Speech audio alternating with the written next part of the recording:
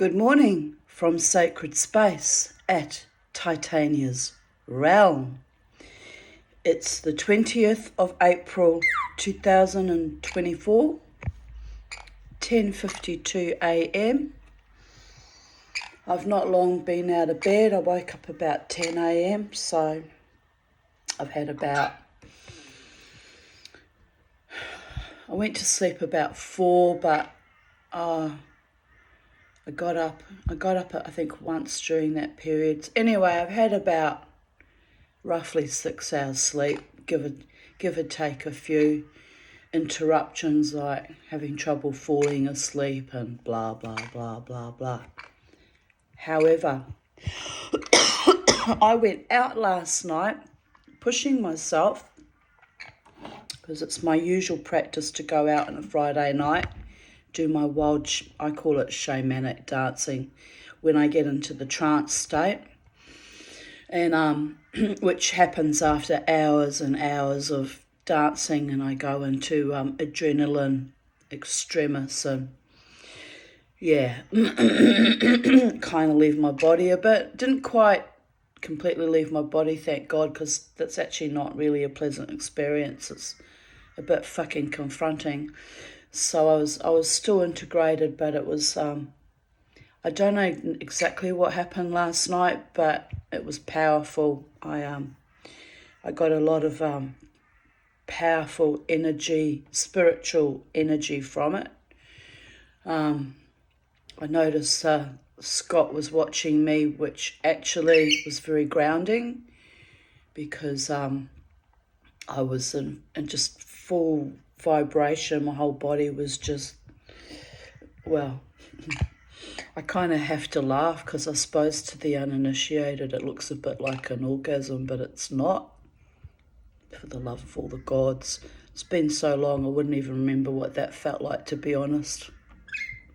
Did I say that out loud on YouTube? Yes, I did. But I stick to my truth, 9 years this time. It's a long, long stint, but no regrets. I've grown my power back as a woman. Take no shit. Take no prisoners. Take no lovers either, because can't trust them. Can't trust them with my body, mind and spirit, unfortunately. But I'm grateful for my friends that support me in my weird, witchy, shamanic ways, and without judgment let me do me, be me, coexist with me in my own body, mind and spirit, which is starting to get quite astonishingly amazing, if I say so myself, because I was conscious last night that when I reached that point where I was just full vibratory, it was spiritual innovation more than a physical. I mean, of course it was physical because I was dancing wildly, but there was it was like the gods, literally the gods, gifted me like an extra soul. And honestly, to the uninitiated, I just must look like a lunatic. But you know what? I don't care if people think I'm a lunatic, because I know what's going on in my own body, mind and spirit, and that's what matters. I've had complete control over everything, and meaning over my own essence. So it was quite delightful, and I'm still kind of processing it, because yes, it was magical, given that I haven't felt well all week. I've been very depleted and under par and exhausted, and my friend Robin came to visit me and brought little Coco to visit me in the late afternoon, evening, like 5:30. She popped round and She said, "You're going dancing tonight, Tanya?" And I said, "I felt like fucking death all day. I have not felt good all day. I feel utterly exhausted." I said to her, "But I feel exhausted all the time, so what else is new? I've been living like this now for decades." So I said to her, "It's my discipline and my practice that unless I've got some, really bad illness that's contagious, like a flu or, when I caught the COVID last year, or unless I've got really bad, upset tummy, which is just too fucking gross to go out with in that state." But I said, unless it's something really unpleasant, if it's just fatigue, I push myself out. And I said, often those are my best nights because I guess the adrenaline kicks in and what I describe as the oversoul steps in to just basically drive me like a bus, right? And it's astonishing and it's magical. So I said to Robin, I think I will go out tonight. I said, actually, to be honest, since you've come to see me with little Coco, I feel much lighter in my spirit and I feel happy and I'm very grateful you come to see me, actually. I said, because I was just feeling so heavy today and so fucking awful. And I said, I know it's just fatigue, and lack of oxygen during the night. So I said, I can't let it beat me down. I just can't because it's my normal anyway.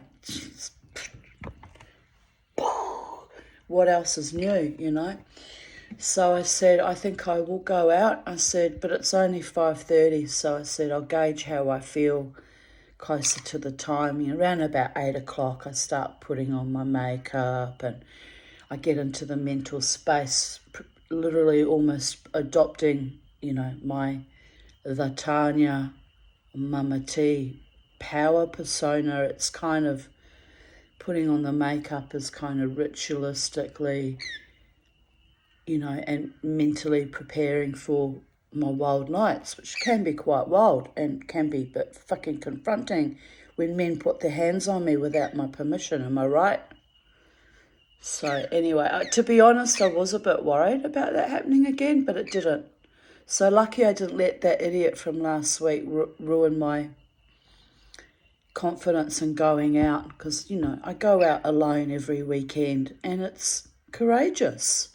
It's courageous, especially in the breakdown of Western fucking civilization in a post-COVIDian epoch where everyone's fucking not quite right, damaged. It's very fucking courageous, and part of my shamanic walk is to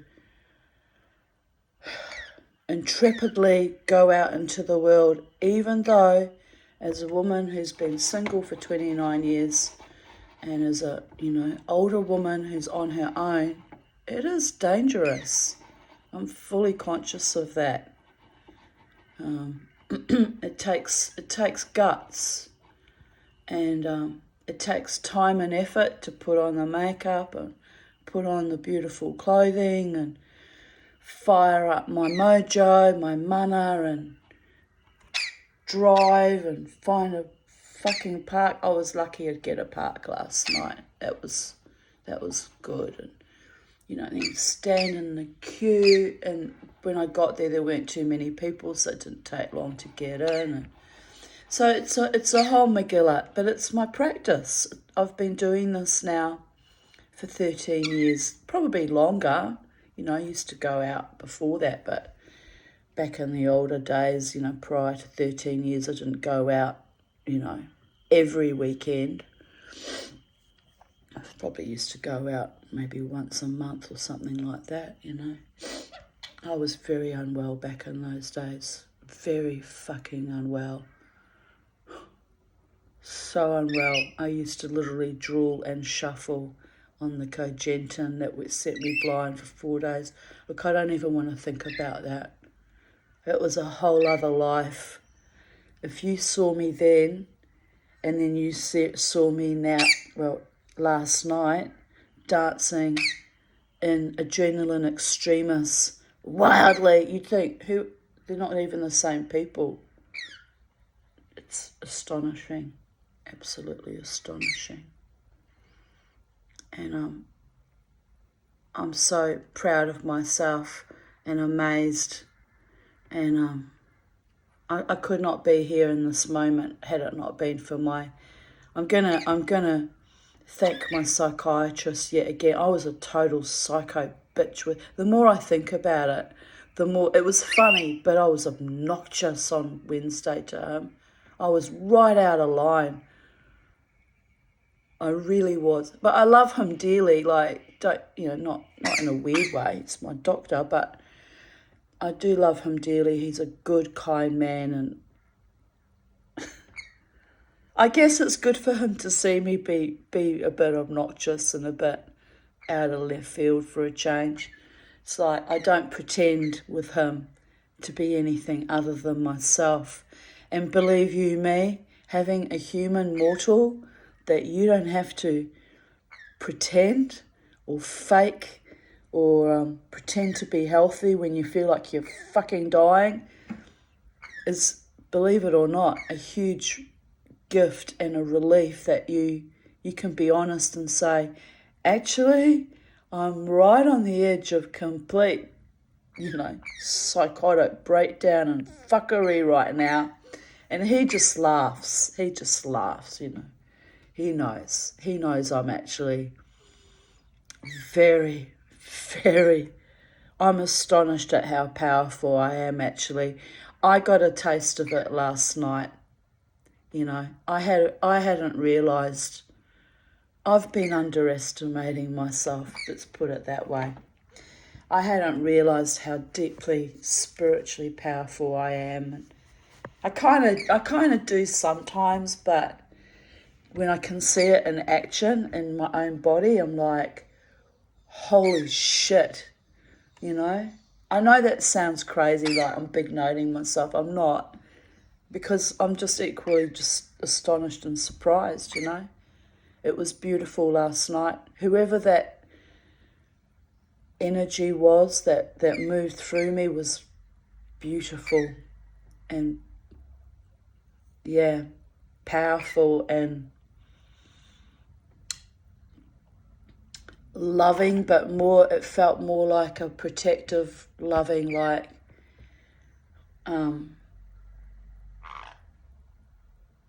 I wouldn't say a loving parent, but then I have issues with authority figures given my parents were such fuck knuckles. But I guess it was like having a loving, wise one say, don't worry, kid, I've got your back. I'm going to ride with you, and, you're going to express yourself and you're going to live your best life, and no fucker will ever bring you down. It's how it felt. It felt like that, I can't even remember what song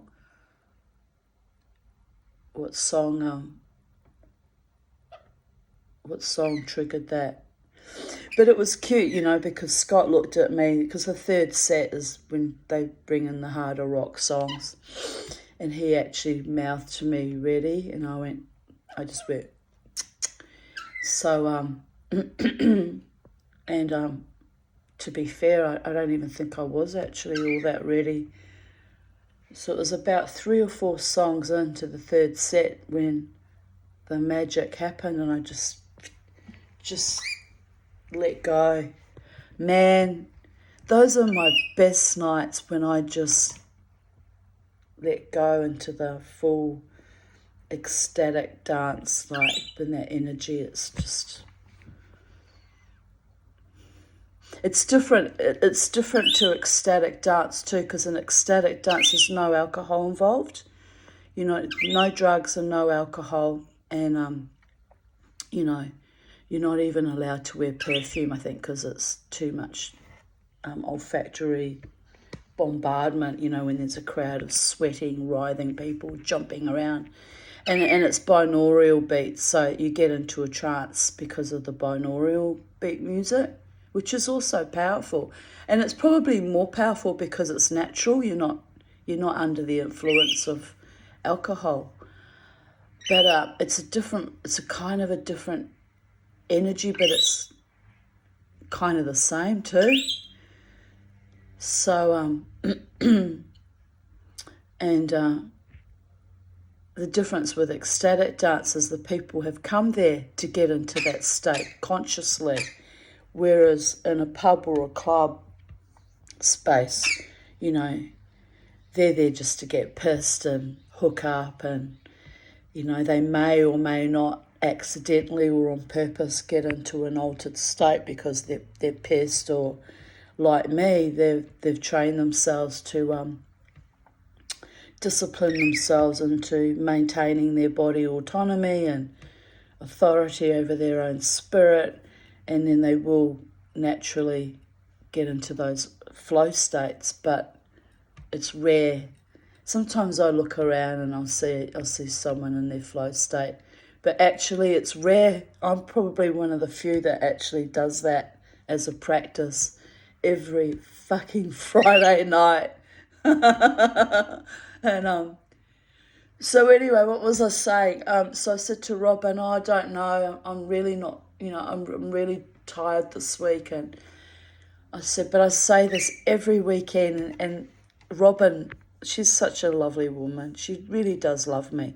She said to me, yes, you do say that every weekend. Every weekend you say, I don't know how much longer I can keep doing this, and I'm getting older now, and it's a struggle. And she said, and then you just do it, Tanya. You just do it. And like, you're always glad that you did it. So just do it, Tanya. And she's just so gorgeous. She really is.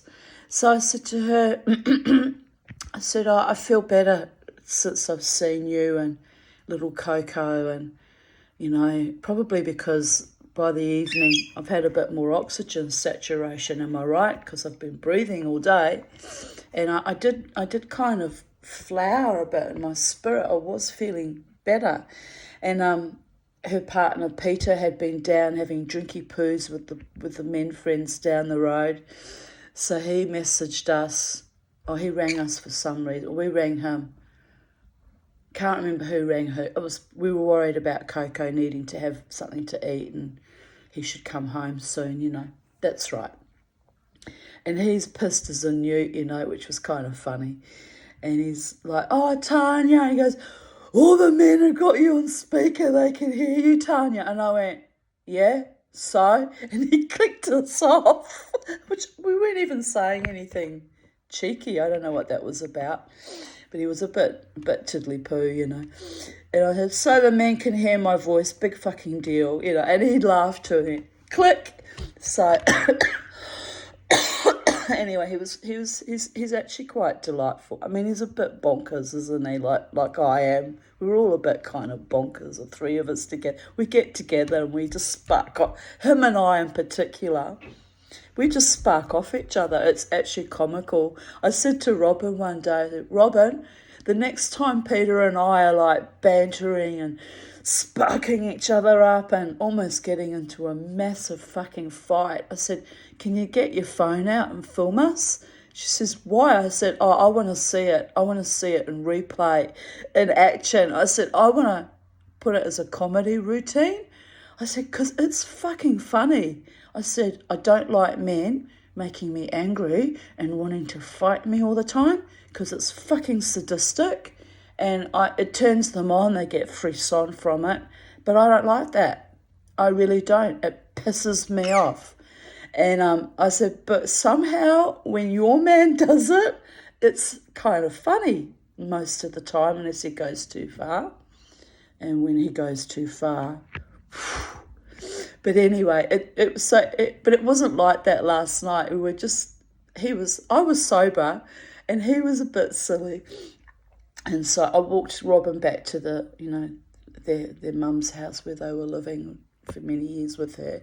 They've emptied it all out. It's so sad. I go there and it's all emptied out. And it's kind of a grieving process for me, seeing them slowly leaving that house. But anyway, so I walked Robin back, you know, just as a courtesy, because she often insists on walking me back when I visit them at night in the evening, you know. So it was kind of funny. So he comes home from his drinky poos with his friends, and he's like, I could hardly get up the stairs. I said, oh, Peter. And he's like, oh, I know, right? Oh, I know. Anyway, it was just hilarious. And he's actually a musician as well. He was a scientist by profession, but he was in a band when he was younger.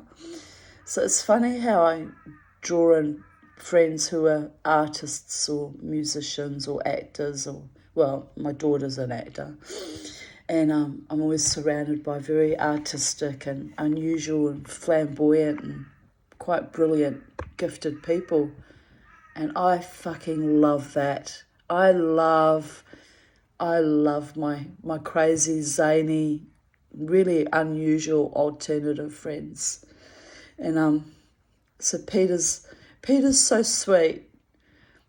He looks at me, and he's not for the first time actually. He says to me, I want to thank you, he says, for all the times you sat out here with my mother, and you were so kind to my mother, and all the time you invested in her and us, and words to that effect, you know. And I said to him, no, Peter, I said, I want to thank you.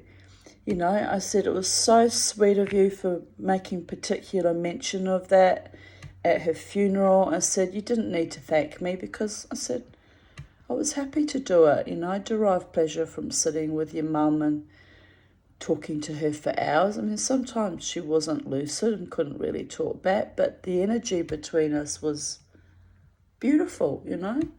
Bear in mind, I didn't have a loving mother, and I didn't have very many loving elders in my childhood at all. So, you know, ever since adolescence, I'm always looking consciously and unconsciously for wise ones, for elders, people I can learn from and respect and admire and, you know, feel loved and seen and cared for and respected. I've always been that way. Sometimes I had too many. At one time, like around about 2011, I had too many fucking mothers trying to pull my strings. You know, probably with the best intentions of the world, in the world and in their hearts and minds, but it got too dominating and controlling, and I cannot be dominated and controlled. That's a big fucking trigger from me because of my abuse dynamics from my family of origin. So I actually wrote a little poem about the mammies and the pappies, I called it, and how it's up there on Vocal Media, about how did I put it? One of my mothers was bluffing, and one of my mothers was, I went on about all the toxic fucking mothers I had at the time. I was fair pissed off. So live by the sword, die by the sword, and if I want to write nasty things, I can write very cutting things. But anyway, it was potent, because it was actually what was happening was I was having all this influx of women wanting to be my mummy, and I don't want a mummy. I choose my mummies very, very carefully, because I've had too many toxic, wasting sewage treatment plants in my own life, even in early childhood. So I reject all of that usually. There's only one person that I let mummy me, or actually no, there's kind of two now. It's Robin and my friend Lynn, who's actively tells me I'm being your mother now, and I'm like, you know, I don't want to be mothered. If I come to you for comfort and support and emotional nourishment, you know, do it in a way that I don't feel oppressed or controlled, or it's a fine fucking line, quite frankly. I'm just like a electrified fucking razor wire waiting to go off sometimes. And don't get me wrong, I'm not unstable really, quite stabilised most of the time. But you know, if I see someone trying to manipulate my energy too much, it usually results in the end of the friendship very fucking quickly, because I won't be treated like that. Because it's not sustainable, and it ends up getting very distressing for me. And they probably, mean well, kind of, sort of. But anyway, so back to where I went around a little flibbity gibbet, because, sleep deprivation and all. So anyway, so Peter thanked me for the friendship towards his mother, which was, you don't need to thank me for my friendship. I'm an open-hearted person. If I'm your friend, I'm your friend because I choose to be your friend in that moment. And I'm a very good friend. So I'm a potent fucking enemy, but I try not to... I actively try to avoid creating enemies, although it's difficult sometimes, because most people don't understand me or my walk or what I've come through in life, and I'm not like most other people, unfortunately. But then that was the case even when I was a very young child. I've always been a bit unusual, too many bloody near deaths will do that to you. So so Peter was so sweet and heartfelt and thanked me, and I said, no, thank you, and for all the happiness I had with your mum.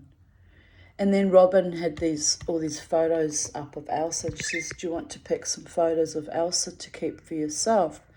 And they were all lovely, but I said, I'll just take the 2. I'll show them to you. I'll go and get them. I know I sound a bit obsessed, but, I do. I'm kind of grieving her in a way, which is normal.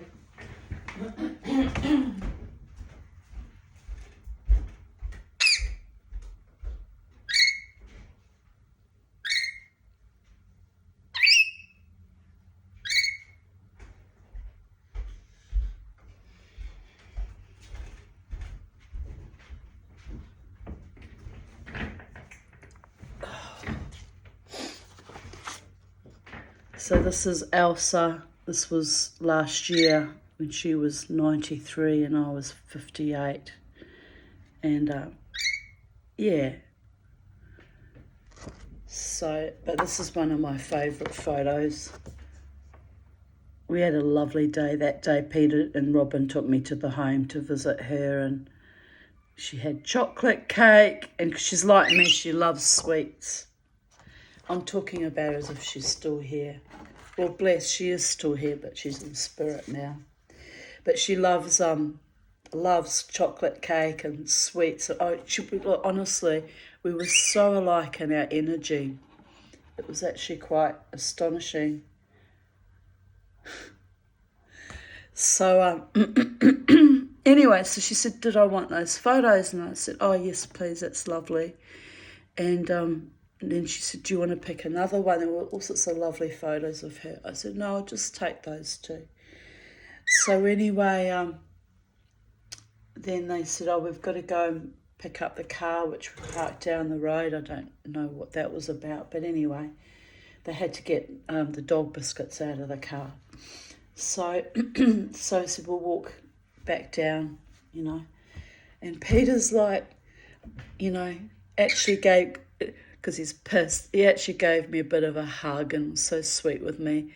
And I was like, I always joke about it. I said, now you're affectionate with me because you're under the weather. And we just joked about it, So, but we are funny how we stir each other up, And they're lovely friends. They're lovely friends, and they treat me lovely, and I really appreciate them. And I'm sad that they've moved away now, because he's moved in with Robin. She bought a house in Waterford West, so we'll still see each other, but they're not right down the road anymore. So I'm actually sad about that too, because my whole life is in flux, change is all around me, right? And I'm not good with change. Not good with change, but change is a given. So, but anyway, so I said, I'll walk with you because I've got to walk back to my place anyway. So I walked with them, and Peter often talks about music, about bands, and, he's very knowledgeable, unlike me.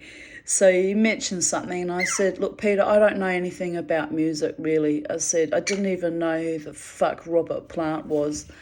And who was he anyway? Because, well, we all know, don't we, now, Led Zeppelin. But I went, look, I said, I didn't have a normal childhood, okay? I didn't have the music of my generation. There was no Led Zeppelin. There was no Nirvana, which Nirvana came out in the 90s, by the way. But there was nothing. I had the weirdest background of anyone I know. I said, so I'm actually kind of, handicapped in that regard, that I don't know anybody. So, and then it came up, I don't know, I was trying to explain about Peter, Paul and Mary. And I said, who were they? I said, Mary somebody and Paul. And I couldn't get it together, the name of their band, which is Peter, Paul and Mary. And Robin, because Robin's a musician as well. And she's laughing because it's so funny how I'm so stupid, when it comes to certain things. So they were laughing. And she goes, oh, you mean Peter, Paul and Mary? I went, yep, that's the one. I said, that was my upbringing. I said, being soothed in the back seat of the car with my much older sister singing to me Peter, Paul and Mary songs, and the Carpenters, and Puff the Magic Dragon. I went, that's about Puff. And they're just looking at me going, yes, Tanya, because I always say it like I've just discovered it for the first time. So we were like, I'm riffing off them, because sometimes I play on it a little bit that I'm a bit stupid, because I'm not that stupid, by the way. But there's just a lot of things, that I missed out on in my childhood. And I said, the Carpenters were really sweet to listen to as a child. And I said, I grew up listening to all of that. And my sister used to sing it to me. That's the only happy memories really from my sister I have, is her singing, because I was a tiny tot, all these lovely 70s, late 60s, 70s folk music. And then Peter went to talk about some folk thing. I can't remember what he was saying now. It's just flown out of my head. Oh, yes, he was talking about some club that he used to play guitar at, like back in the day, that was a folk club. And he said the name, it's gone out of my head. The guy from Peter, Paul and Mary came to play. He said, so I had to defer my set. He said, I had 12 original songs that I was going to play, and I had to defer it. He said, I was fair pissed off, Tanya. I went, oh, I don't blame you. I said, but it would have been so good. He went, no, he wasn't good. He was shit that night, and I missed out on playing my songs. I was like, oh, Peter. So anyway, the upshot of all this is, as we were laughing and talking about, the folk songs. And I said, oh, yeah, this is how, my musical ignorance comes into play. I said, I really love that song by Peter, Paul and Mary, Lemon Tree. And I start singing it. Lemon tree, very pretty, and the lemon flower is sweet, but the fruit of the poor lemon is impossible to eat. And then Peter looks at me, cockamamie, and goes, even though he's pissed, he's like, and he goes, that's not Peter, Paul and Mary. I went, what? Well, who was it then? He goes, oh, it's somebody, it's got a Spanish name, it's somebody. And he's just like, oh, and like we're all feeding off each other's energy. Well, Robin less so, because Robin just sort of calmly watches him and I bounce off each other like this. And it's hilarious. And I'm like, oh, come on, Peter, I don't know. Tell me who it was. So anyway, oh, I got to go now. And I got to go. I've got to put my makeup. I'm all happy now after seeing you, I said. Oh, I sounded all childlike and sweet. It was like, was a bit odd actually, but I felt happier and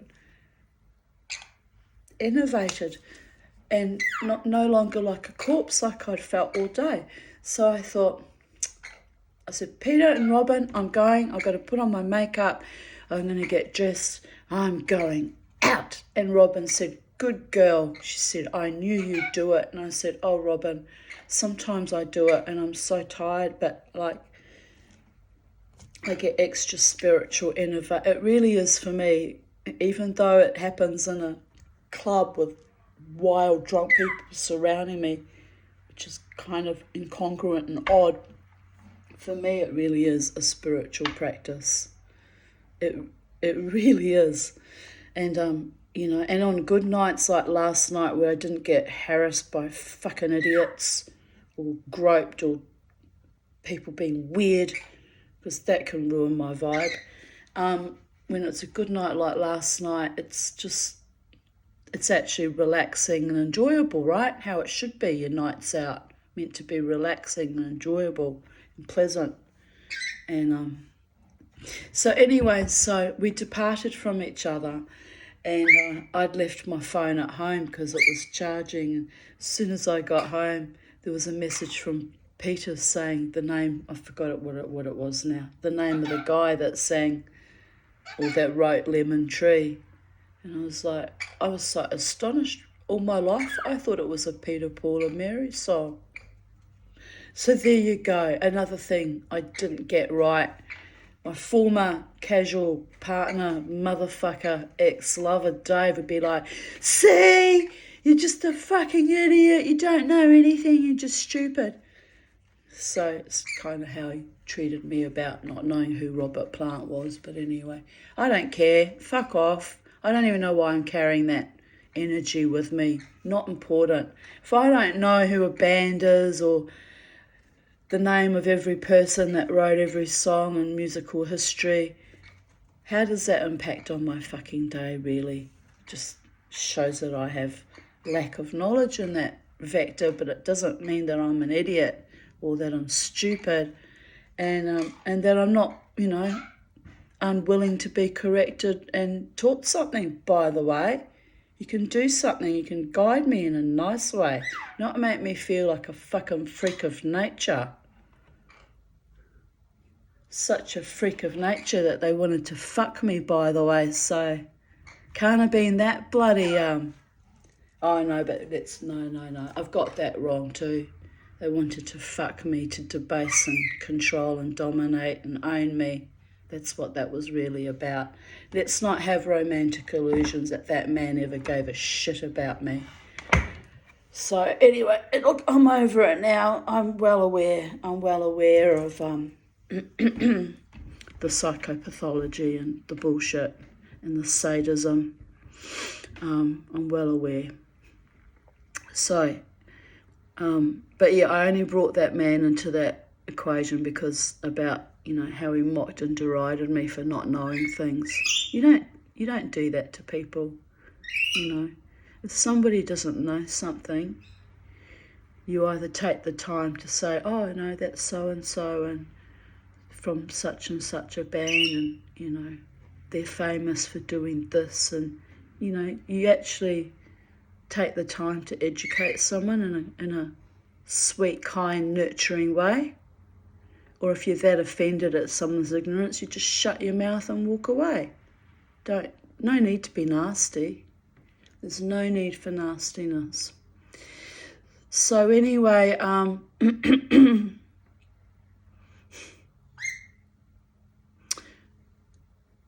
so I went home and I got this text from Peter about, the artist that sang Lemon Tree.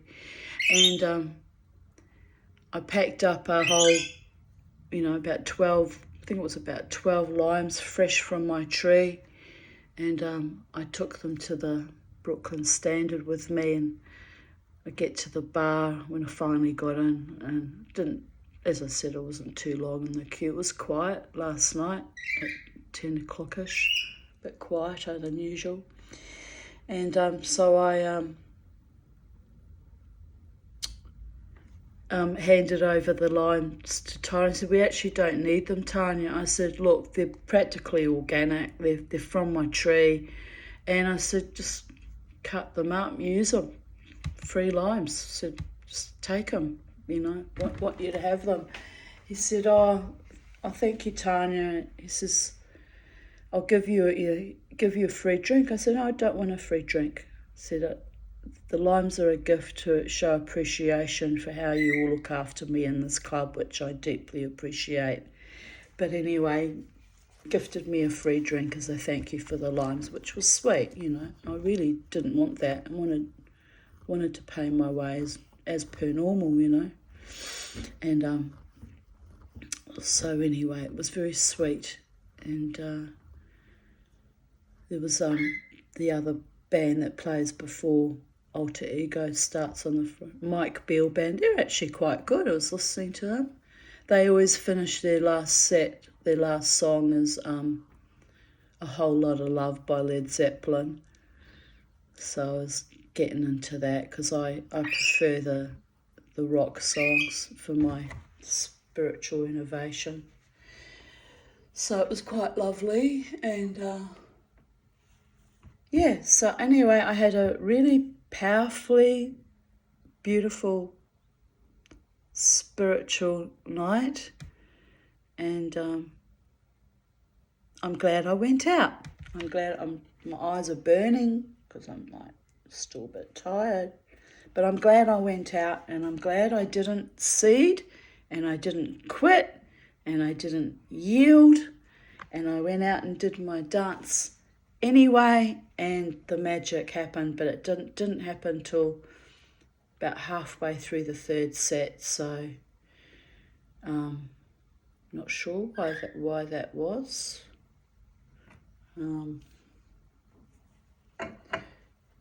Anyway, it's all good.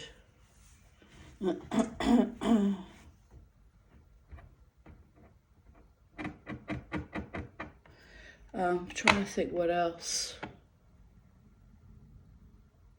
No, that's about it. About covers it. So I'm going to, we're 42 minutes in with me waffling on about lemon trees and limes and Peter and Robin being so sweet to me that I was innovated. But having a bit more oxygen in you will do that to you too. Just saying. Anyway, I'm okay. I've had a fairly good rest. 6 hours is a good rest for me. I used to need at least 10 hours, but shit happens. So I continue on with my readings from Even Date, Memories, 20th of April, 2024. The progenitor Bad Penny turns up in 2011. Unwanted, then recalibrations and survival to thrival. And I shared a meme. I'll show you, it's actually very pretty foul.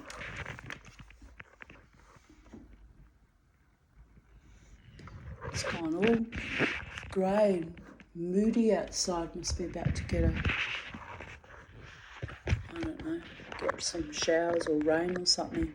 The light's gone all strange. Anyway, the meme says, I will not be another flower picked for my beauty and left to die. I will be wild, difficult to find, and impossible to forget. Indeed. By E.V. Vuren. Hope you found your true love, E.V. Vuren. There's probably someone out there that has not forgotten you, baby girl. Or perhaps it's a male that wrote that. You just don't know, do you? But we all deserve our truest, deepest, most noble, most devoted, most loving, most kind, most sincere, true love partner. We all deserve that. So I'm actually looking forward to meeting someone in the future. You know, it was prophesied it would happen for me when I'm 60, and one more year, people, one more year. But you can't always go by prophecies because the timing can be out of whack. Like it was prophesied that I would have my hysterectomy when I was 50, but it happened when I was 42. So you know what that means. I might have to wait another 8 years, and by then I'd be 68. Fuck. I'll be so over hoping for a true love partner by then because I'll be old. Old. You know what's funny though? I gave up on ever wanting a partner for decades. I really did give up on it. Well over a decade. And now I'm all like, oh, wouldn't it be nice if somebody just fell in love with me and chose me and wanted me? Oh, wouldn't that be lovely? And it's just insane. I was better off when I didn't give a fuck. And I'd just be like, yeah, whatever, bye-bye, bye-bye, bye-bye. I feel kind of vulnerable now. It's not good. It's not good when you're vulnerable and emotional and sensitive and sweet and loving. You've got to put on your armour and your tough titanium exterior and pretend you don't fucking care, but inside you're a mess. It's not good. Not good at all. But anyway, true hearts and minds and true lovers will treat me with honour and kindness, no matter what. I have spoken. 29 years alone has taught me not to compromise on bullshit. It's one thing I learnt after the last 9 years of suffering over an animal is don't sell myself out, don't let myself down, and let the energy of true love just flow like a river meandering round sweet little sparkling little brook. Just stay in that constant cascading bubbling brook of happiness.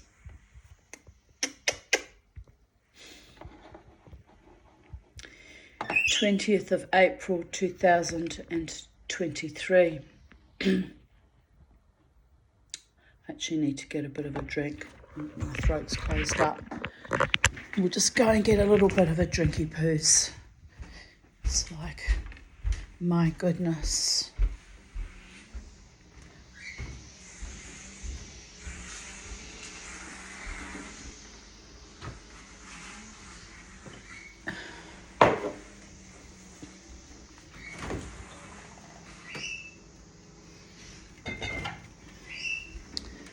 Shafta mai besa song.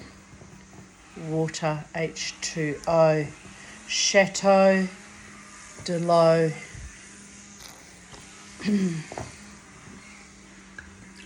Probably I'm a bit dehydrated because I had a few Jack Daniels last night and then I danced and sweated and blah, and then I went to bed and I was like blah, and it's all just probably not all that good for me.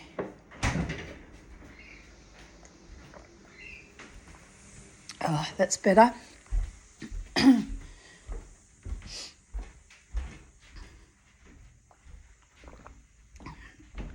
You coming down from the curtain, Charlie? What you doing up there? Probably doing poopykins all over the bloody curtains. I'll have to take them down and wash them, actually. She's been sitting up there a few too many times. There'll be poopykins up there. There will be. As sure as eggs, Charlie. Are you living your best life, Charlie? You are. I think so too. Right. 20th of April, 2023.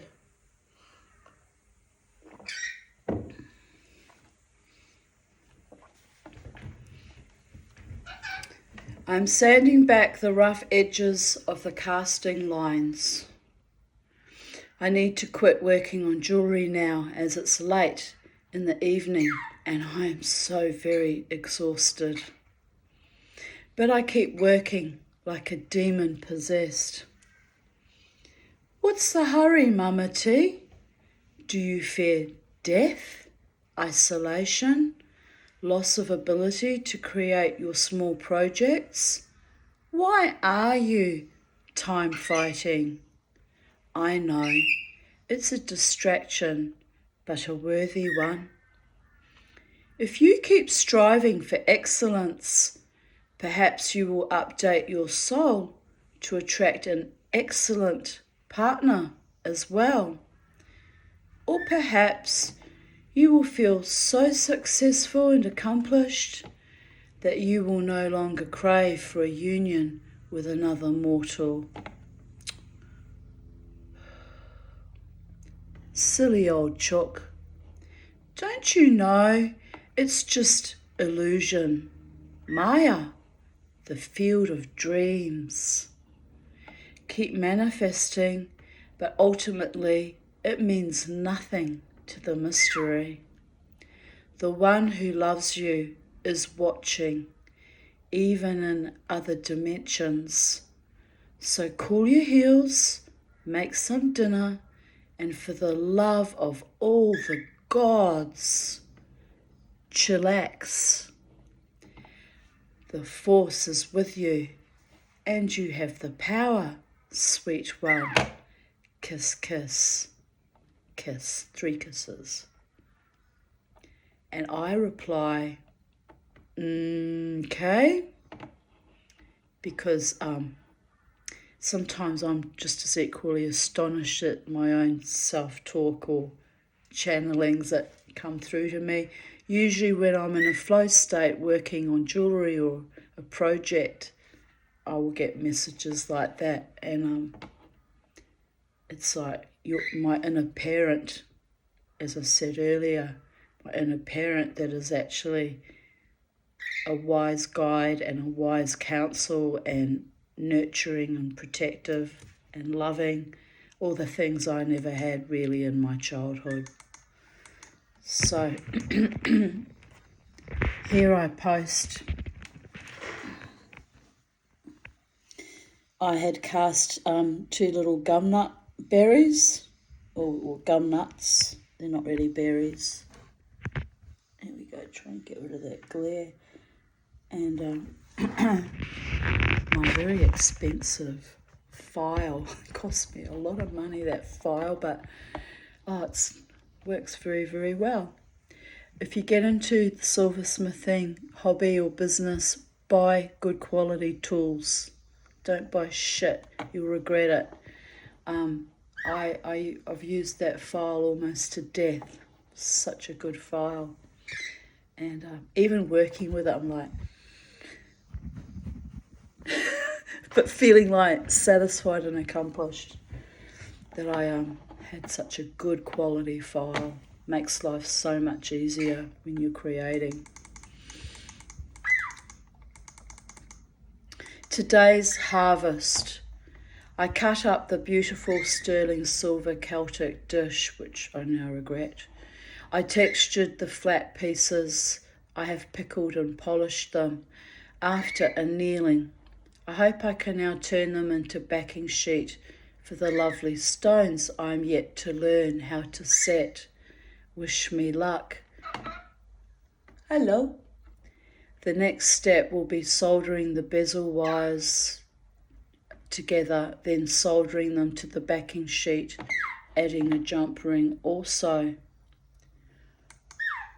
No, anyway, they were too thin.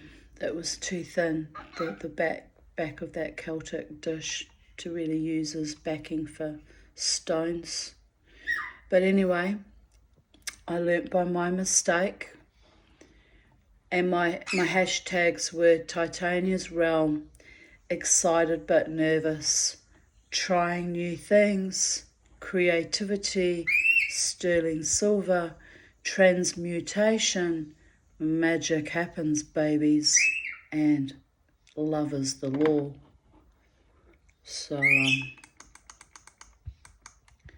here's me trying out the different looks and what I was hoping to achieve there.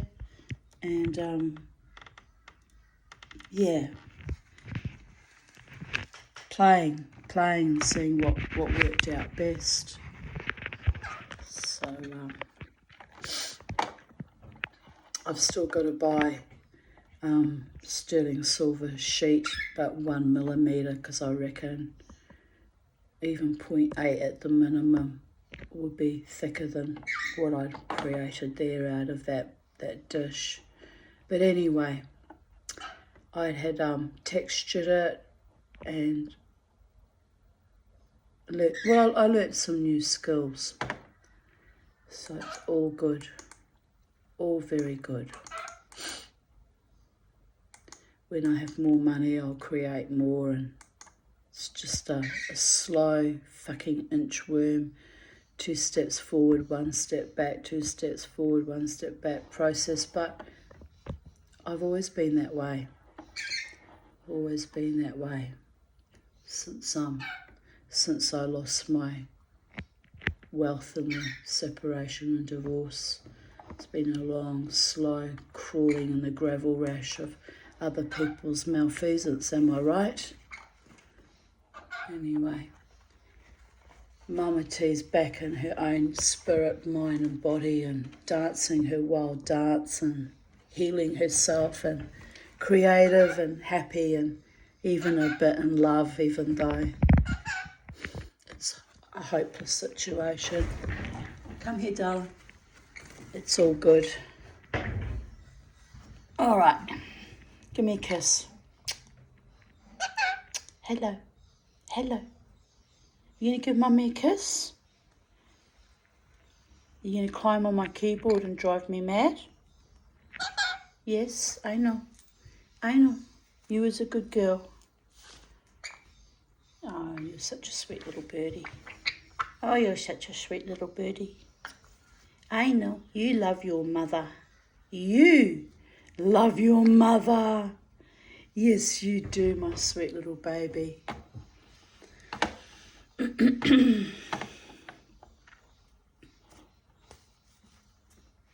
Here we go. Here, do you want some water? No? There's water there. Oh, it's too cold for her. She didn't like it. You don't like cold water? All right. Mummy's in the middle of a jobby here. Mummy's on the jobby.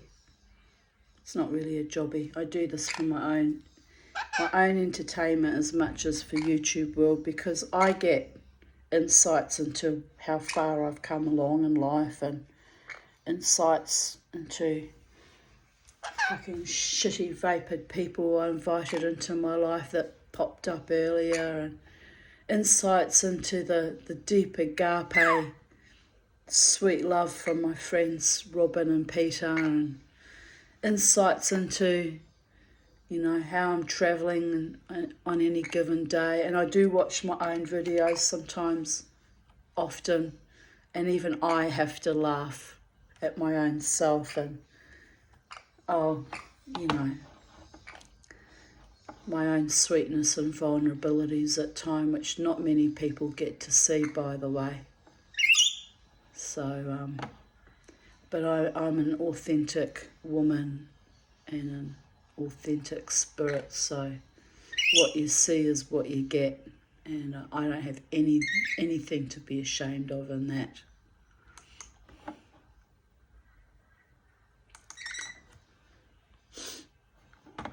Today's castings: a gumnut embryo cast directly inside the gumnut pod, 2 small gumnuts cast in delft clay, and 1 small poinciana pod.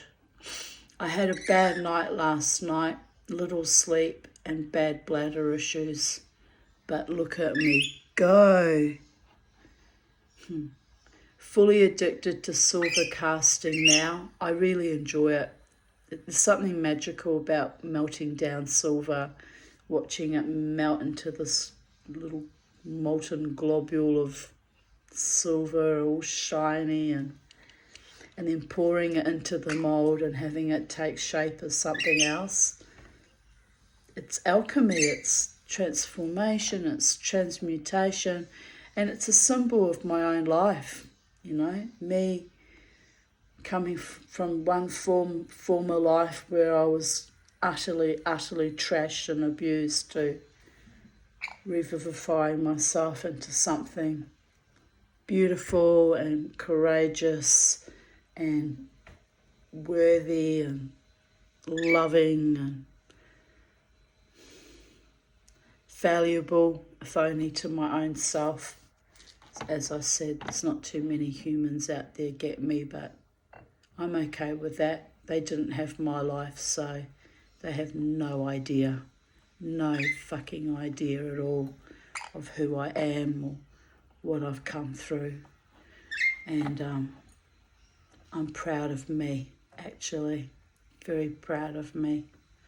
Just for the mere accident or miracle of my own survival, quite frankly. I also these are all the hashtags: bliss, creativity, 0.835 silver, because I made them from 50 silver, 8.835 German silver chains that I had, you know, left over from my mother's market stock. So I was recycling the silver, which I'm happy about that too. So chains were all really short, you know, they would only fit a child. They were like 40 centimetres, you know, so they were useless. And so I melted them into other forms, and I was really happy to be recycling them. I also wrote, the fairies make me do this. Thank you to the fairy. Oh, mustn't say thank you to them, they don't like that. Gratitude to the fairies. It's an old habit. It's an old habit saying thank you, but they don't like it, I'm told. They think it binds you to them. You're not bound to me. I'm just a mere mortal after all. But anyway, the fairies make me do this. Brisbane artist. Love your life, no matter what.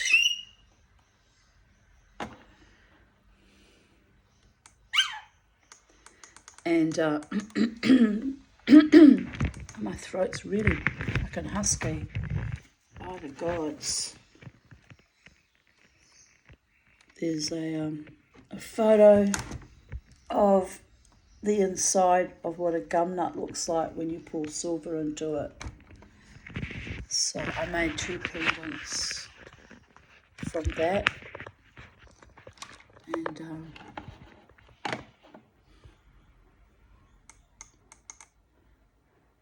I was actually more curious to see what they look like inside, what shapes they would form. They kind of look like little tiny, I don't know, almost alien type creatures.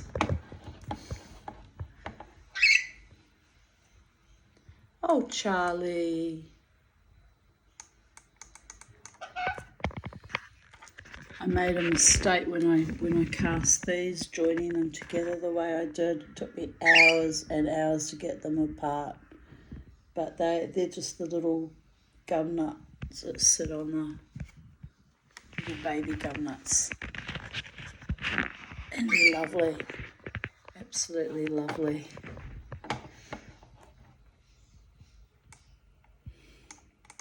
Gave one to my daughter, actually. Hope she's wearing it. Here's the Poinciana pod.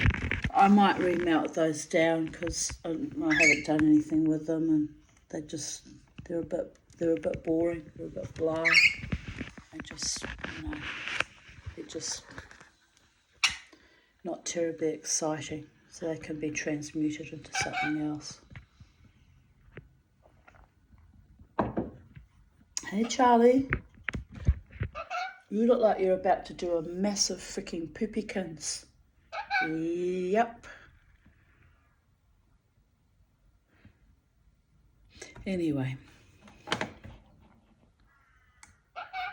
Just don't do it on me. Do it over there, Charlie.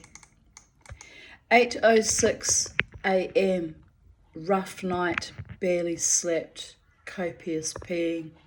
So this was still in 2023, a year ago. I've been unwell with this for 8 years. No wonder I'm wrung out from it. And it's another reason why I'm really in no fit state to even think about taking on a partner, because I'm not well enough. And let's be real here. I feel dehydrated and dehusked, like an avocado pip left in the sun, cracked and peeling, separating from my core. Oh well, it's Thursday. Rati will be here at 10 a.m. I might squeeze another light snooze in.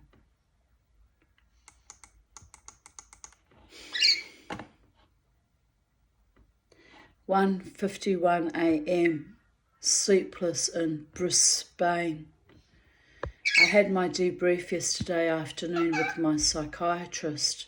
The subject of my former lover came up. Brian said to me that Dave was indeed very, very attracted to me. I don't really think so now. I think that was just a fucking game on his part, wasn't it? Fucking psycho. But anyway, takes two to tango, and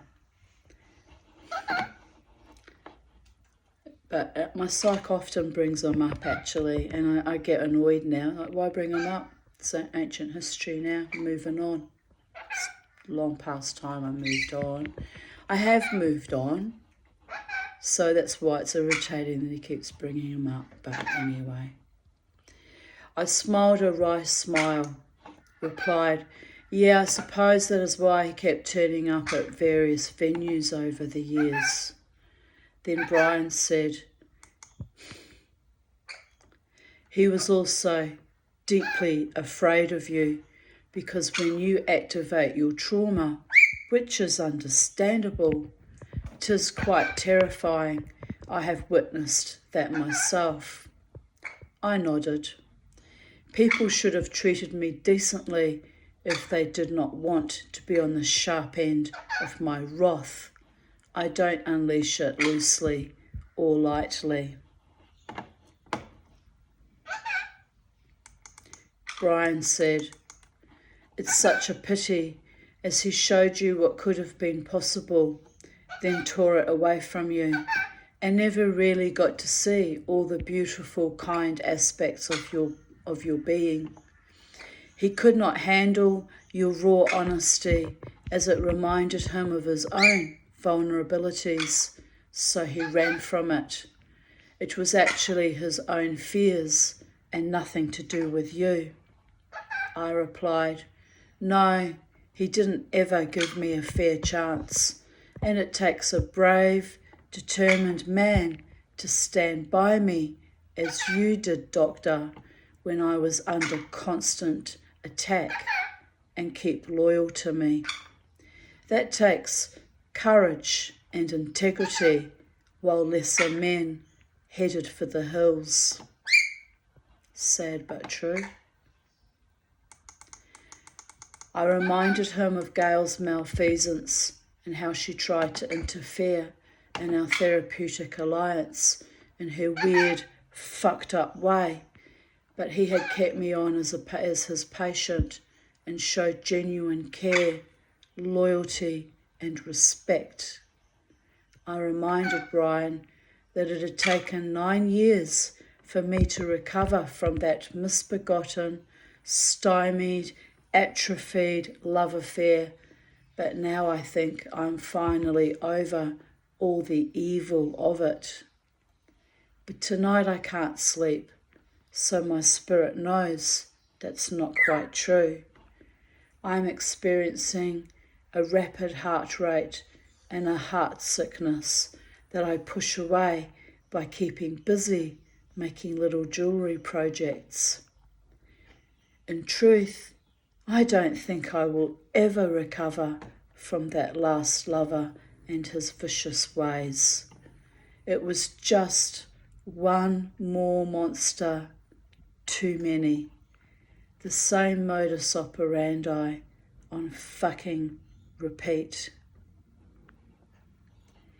So I've been lying here imagining how my life could have been if for once that man had loved me, been true and loyal like my worthy psychiatrist, which, as I said, I even sometimes can be obnoxious with him too. But I was in a weird headspace on Wednesday. I really wasn't well. So please forgive me, Brian. I don't think my psychiatrist watches my videos. He's got far more important things to do. It's enough he sees me every 2 weeks, but I'm putting that energy out into the ether. Please forgive me, Brian, knowing full well that he will forgive me because he understands me more than any other mortal man on this planet after 13 years of therapy. So, if he had bothered to find out my best qualities, I'm still talking about the former lover here, had not run away after exploding my life in a Catherine wheel of confusion and grief and, yes, bitterness. My doctor has his own grief to deal with. He had a hemorrhage in his left eye. He promised me it was not a stroke. I was not happy to see this. I asked him what he is refusing to see with both eyes, left and right, open wide, with great clarity. But it was glib of me, I suppose. Clarity has never done me much good. Facing my enemies squarely in the open light of day just rattled them even more. Sometimes it's wise to just go into the subterranean depths like Persephone and Hades for a while. Keep one's head down, move quietly with the sleek grace of a jaguar. Which reminds me, winter is coming. Somehow I have great hope for my future. I don't even know why, but I sense that the gods are going to bless me with true love and happiness, success and prosperity. It's coming. Maybe not in this incarnation, but the next one. I have worked so hard at healing my life, my traumas, my broken heart, and the damage caused by atrophied, evil love affairs. But there really is nothing more I can do but love each day as though live.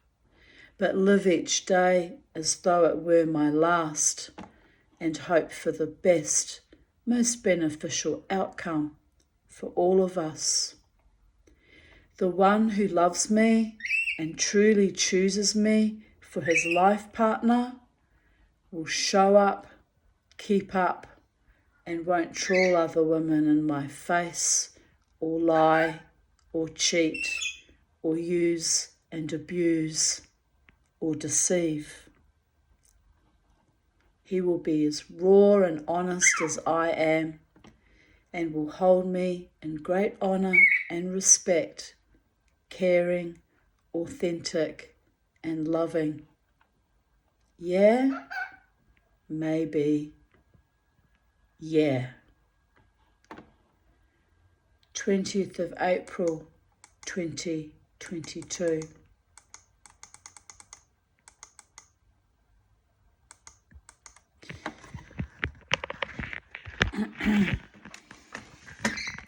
Road tripping to Bribie Island.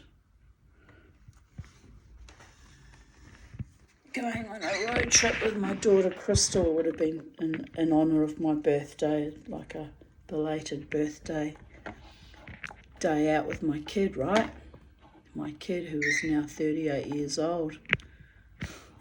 My God, time has seeped out from beneath my toes like the sands of the hourglass, These are the days of our lives.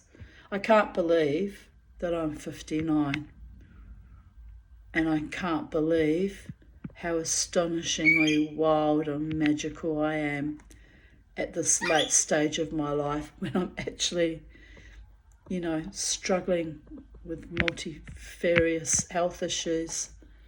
And I feel like the love of my life is close by. Don't know who yet, don't know when, but he's in my energy. I could sense it last night when I was in the trance. It was potent and beautiful and soul nourishing and just lovely.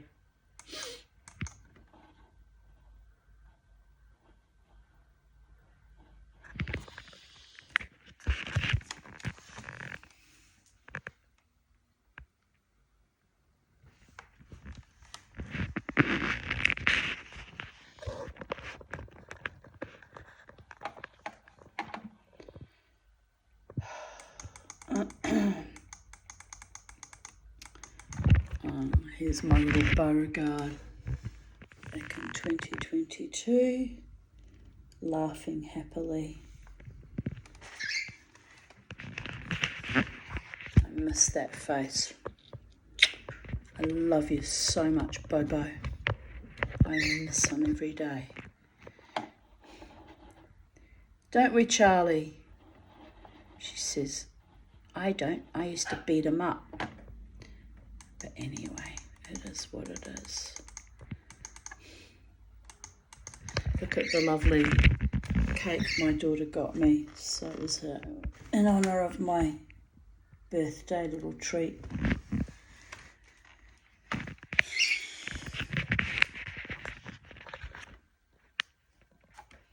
I'm screaming on the inside. Can you see it? I want my daughter back. I want my daughter back. But honestly, if she's going to be sadistic and cruel, what's the point of having her back? Am I right? So it's a seeping wound at the moment. It's still seeping since last September. I'm not over it yet. Last year was not a good year in our relationship. There were a couple of things she really upset me over. One of them was not wanting me to be at her play, but letting some other stage mother be there for every fucking night. I was really shucked off, like, almost like she was ashamed or embarrassed of me, and I don't deserve to be treated like that. Not by my own blood. But it is what it is. So there was that issue, and then Beauregard died, and there was that issue, and then telling me I need to produce a letter from a palliative team doctor to prove that I'm dying, when I've actually been quite seriously, quite unwell. So that was the final kick in the face. I decided, nah, fuck off. But I do want my daughter back. I must be a sucker for sadism and psychopathology. I really must. Well, I guess it's all I know, isn't it? It's nature versus nurture. It's how I was nurtured by psychopaths. That's why I keep drawing in more psychopaths. And that's going to have to stop, by the way. People who seek to humiliate me as they derive some kind of sexual frisson or pleasure, that will get cut off at the knees. It will stop. I will put a stop to it. Not going down that pathway ever again with anyone, even if I do love them dearly. Because it's horse shit. Absolute horse shit. But anyway, that's all I'm going to say about that.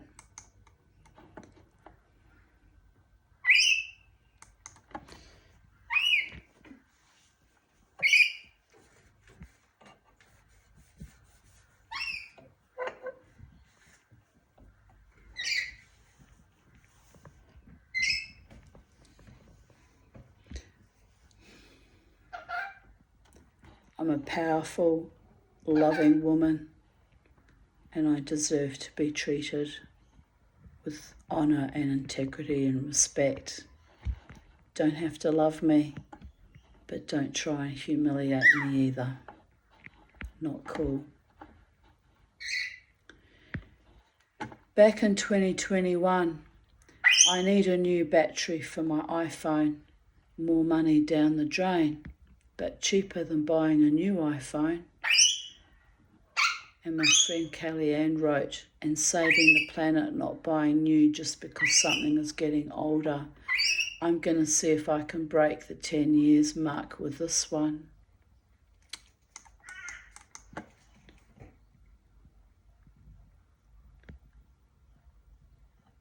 What are the crows doing, Charlie? They're very busy out there, aren't they? Oh, he's got a stick in his mouth, making his nest, or her nest.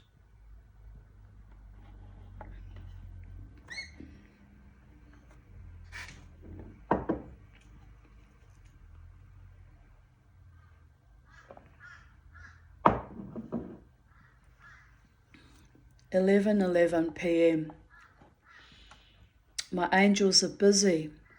Doing what? No one knows. But stay alert, twinkle toes. Time to schluff. Good night from sacred space. The alertness can happen in the morning.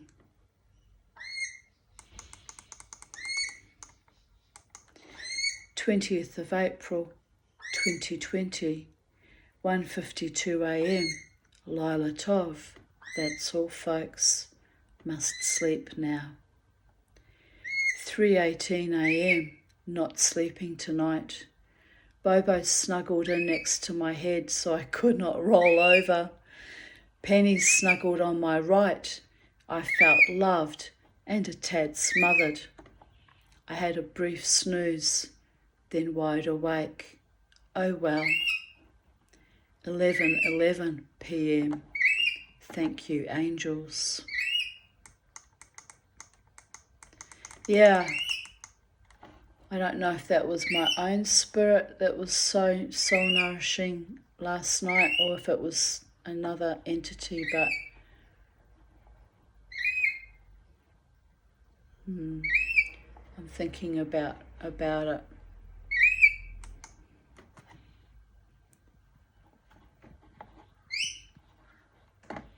Someone came to comfort me, I guess.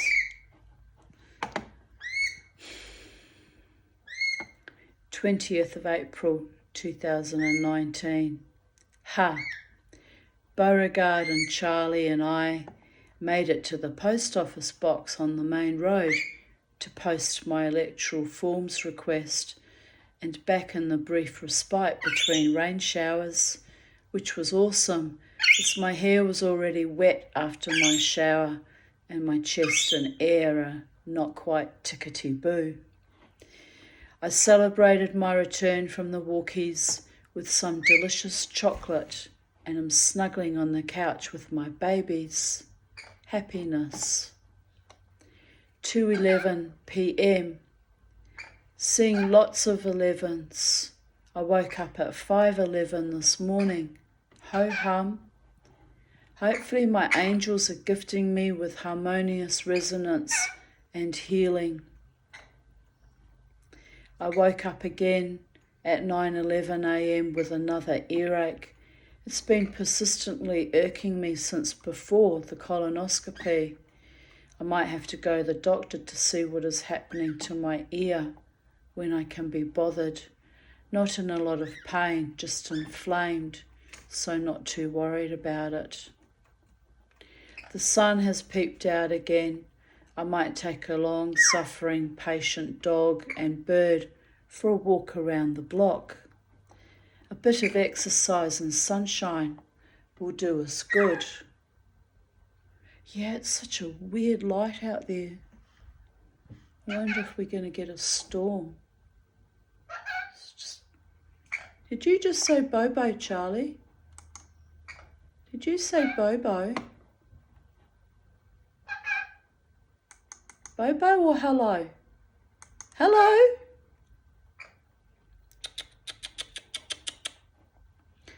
20th of April 2018. I woke up this morning feeling sublimely happy. A great peace was resting upon my heart, and even though I am incubating another illness, I felt warm and cosseted in my bed. I lay here, fully absorbing the love and lightness of being. I know how my moods can plummet or soar within minutes or hours, so I just lay here and let the inner happiness swirl around inside me. You can't buy or bottle this feeling, this triumph over my own existence.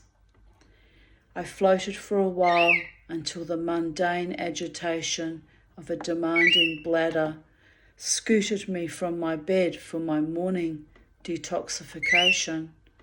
Nothing like a body to keep things in 3D reality, smiley face.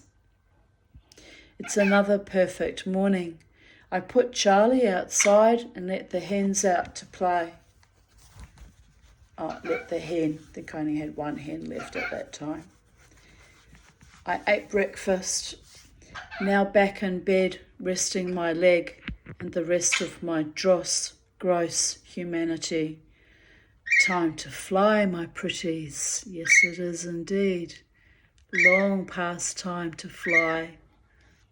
And I've been flying beautifully in recent months,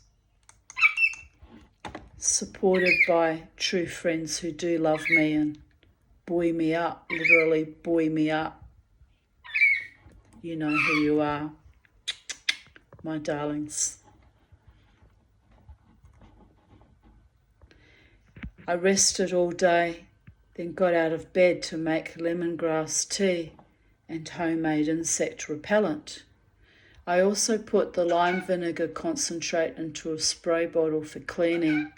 Mama T is getting really hippie and environmentally friendly. Well, striving to be that way. The beautiful day devolved into thunderstorms with rain at midday. It's funny because it almost has the same look, the weather today, and it's 12:19 p.m. It's funny how history kind of repeats on a loop.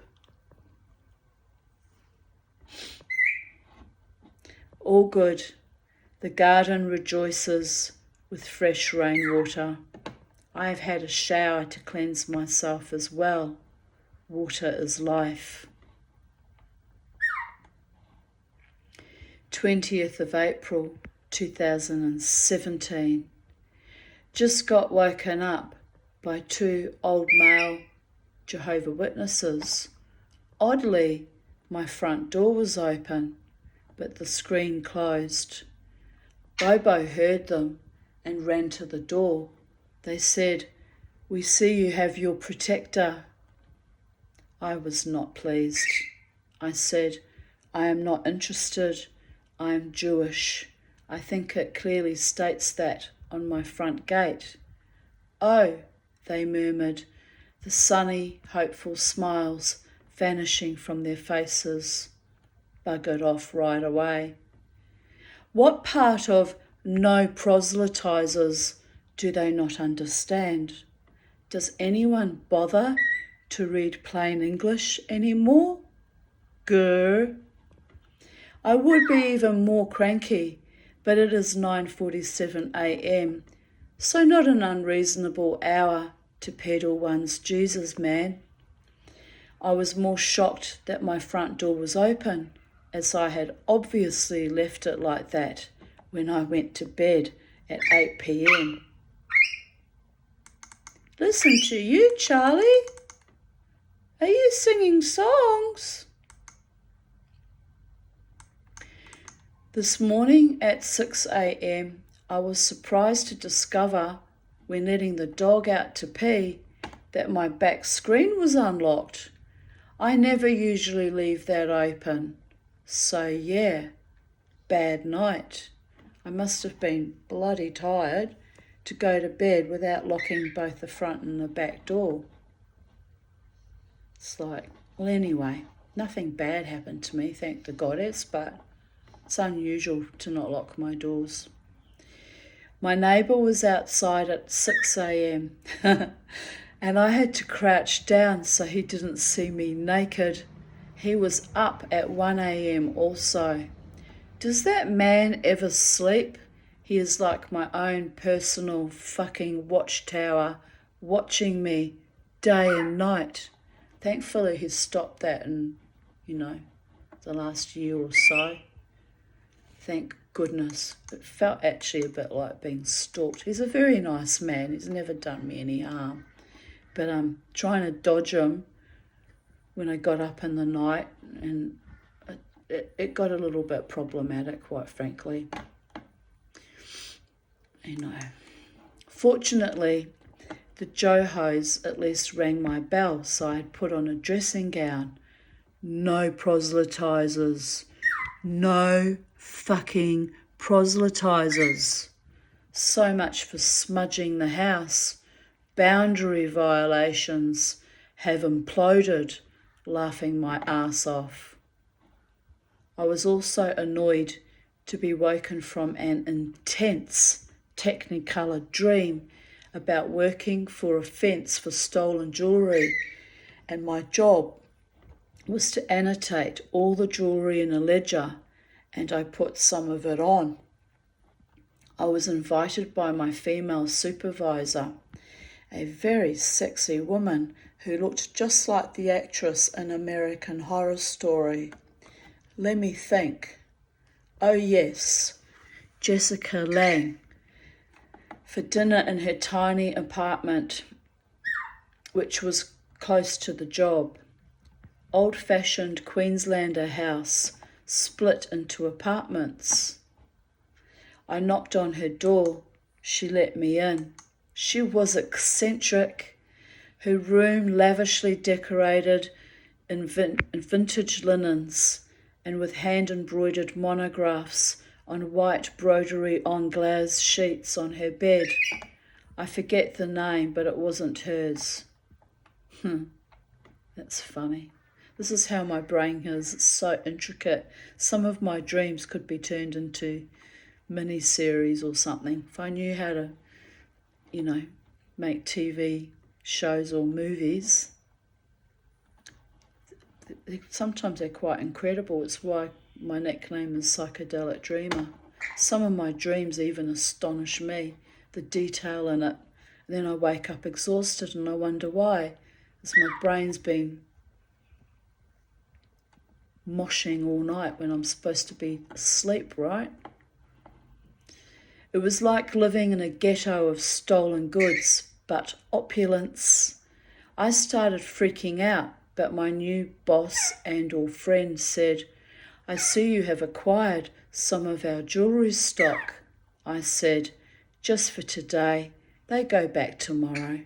She grinned, said, don't worry, as long as it's not written up in the ledger yet, no one knows or cares. There is plenty more coming in each day. The bosses have no idea what they have actually.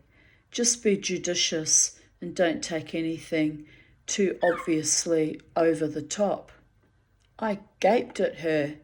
I had some items stashed in my back pocket. This is funny because it's in a dream, but I would never steal people. But knowing I had carte blanche to steal the stolen jewellery took away the joy of it. I fumbled with the rings and the bracelets. Yeah, no biggie.